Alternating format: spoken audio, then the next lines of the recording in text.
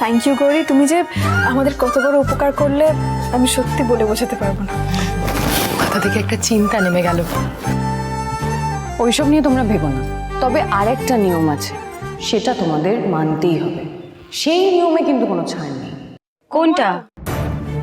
ওই চিরকুমার ক্লাবের ছেলেদের সঙ্গে মেলামেশা করা যাবে না।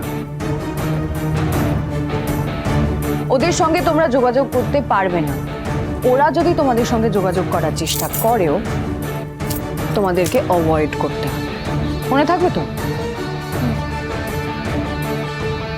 আমিও দেখতে চাই ওই রুদ্র রকি হয়ে কতদিন নিজেকে আর বাকি ছেলেদেরকে চিরকুমার রাখতে পারে। একদিক থেকে ভালোই হলো, কাঁটা দিয়ে কাঁটা তুল।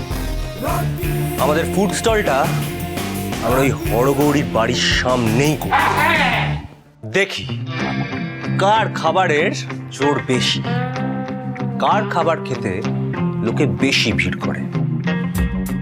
কালকেই শুরু হবে আমাদের রেস্টুরেন্ট, আর তার প্রস্তুতি হবে আজ রাত থেকে।